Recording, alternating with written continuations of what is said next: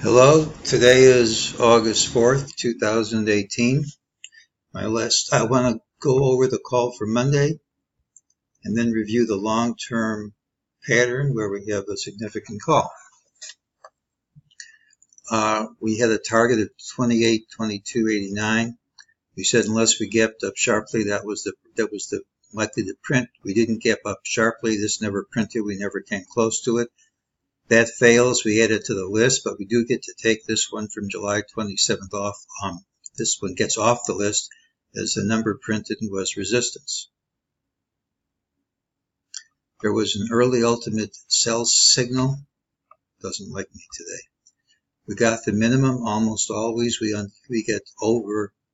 get under this level here at some point. Doesn't have to, it almost always happens. Here was a signal. We're going to see higher prices. We saw them.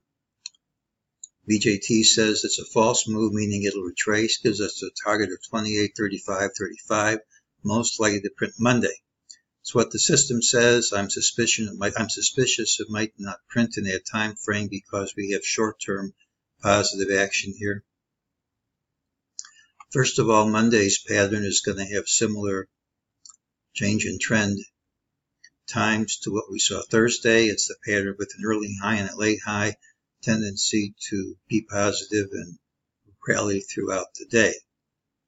We also have a all-day rally Friday, which tends to extend into Monday at the open. As far as having 3 days straight of starting low, rallying all day long, if that happens Monday, it would break a rule of somebody else's. So I don't think we're going to have that same pattern, but the change in trend times and the tendency is for a positive day in spite of this MEJT signal. Well, let's go over the long-term pattern. This is my long-term count. Most people have this as wave 5. I don't, because I think that's a 3 and I think that's a 3. If this is wave 5, we're entering the last wave. Well, my count's far more bullish than that for the long term. I think we're going to have wave C of 4 followed by wave 5, which means longer term. I think this bull has years left in it. But as far as the short term is concerned, I think we're going to drop to 2023 and then rally to over 3,300. Let's look at the shorter term picture. Maybe I'll say intermediate. I had this as a W. I now think it's closer to wave 2. Wave 2s usually correct almost all of wave 1. That's where we are. A lot of people have this as a triangle, a return to the apex, and this would be another impulsive move up. This is overlapping to me. Maybe it'll turn into an impulse, but right now it's an overlapping rally, which is what my count expected.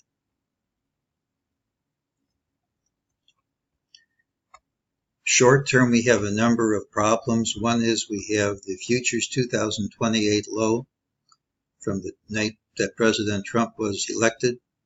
We have come nowhere close to this in regular trading hours, and there's a rule that says spikes like this outside of regular trading hours get retested at some time.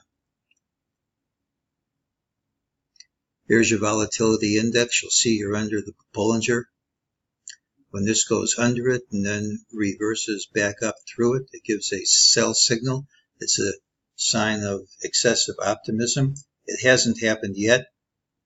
We're close. I think it'll happen by the end of the month, maybe even the week after next. Secondary indicators are showing that in spite of a rally attempt close to the old high, things like stochastics are staying under the 0.5 level. So we have non-confirmations. It's not the only one. We have too many MEJT price targets under us. On average, I get about 2 or 3 failed targets a year. I have about 1 a month in this consolidation. On average, I get one fail, and that's 2 to 3 targets a year out of about 500 non-ultimate targets. I get about 150 ultimate targets a year, and on average, I get about one failure every 2 to 3 years. I have 3 out of 150 in the last year. The ones of these targets that don't print tend to be at extremes, at price extremes, or in the middle of a strong impulsive move. In the past, going back to 2002, when you're in a consolidation and you have that many unfilled MEJT targets, they print at some time. The DeMark stuff hasn't worked in this rally, but one thing which is present now, which wasn't present in the past, is a lot of his stuff is all in alignment. Let's see how that works.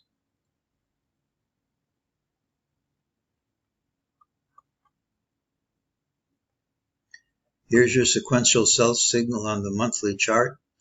The stop loss is going over this high by a certain amount. We haven't even gone over it, so it's still active.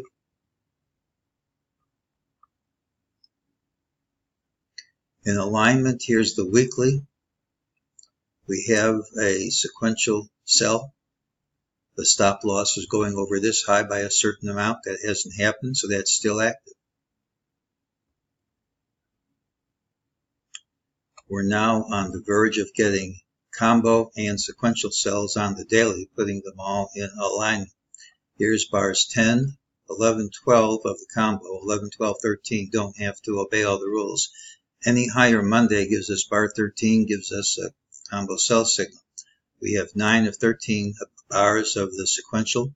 Doesn't have to go to completion, but usually when you have a straight line move up through the old TDST line at will, that would take at least 4 days, which means as early as Thursday, we could have combo and sequential sell signals on the daily in addition to the weekly and monthly chart.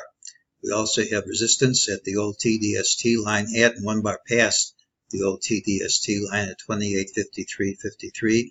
We also have resistance from the upper band, Bollinger Band, which is flat, going through a flat upper Bollinger Band and then reversing back through it. Gives a sell signal targeting an approach of the lower band.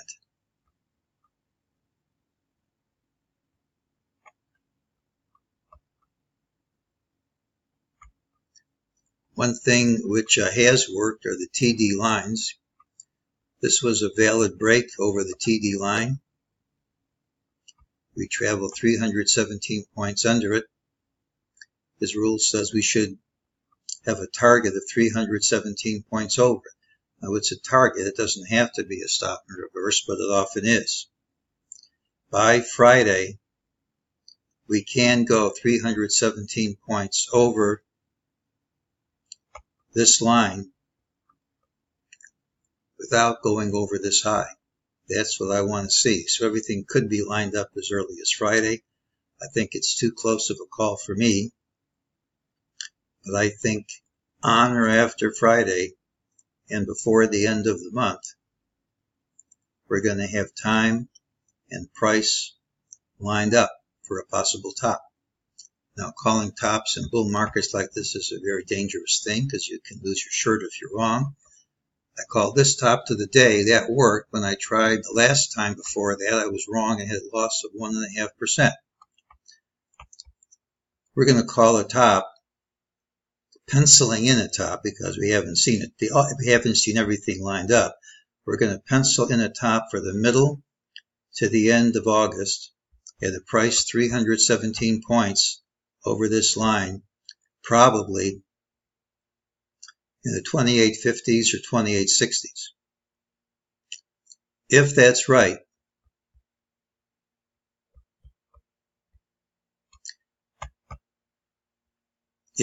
right, we're going to be within a fraction of 1% of your stop loss, which is this high, and you're going to have a potential move of wave 3 equal to or equal to 1.618 times wave 1 many times, which is a 300 to 500 point drop with a stop loss of under 20. And just because you've got a favorable risk reward like that, that doesn't mean the trade's going to work. But you don't have to, the risk reward like that doesn't come along very often, only every so many years. And if you take enough of those trades, you don't have to win on very many of them to make some good money. If you can have a stop loss of 20 points or less and have a potential of 300 to 500, if you're in a pretty much of a straight line down, if you're correct, you don't have to be right every single time. So Monday's pattern is positive. We have a target. I suspect it won't print, but that's not a guarantee. We think from the middle of August to the end of August is a good time for a top at a price probably just under the old high in the 2850s or 2860s.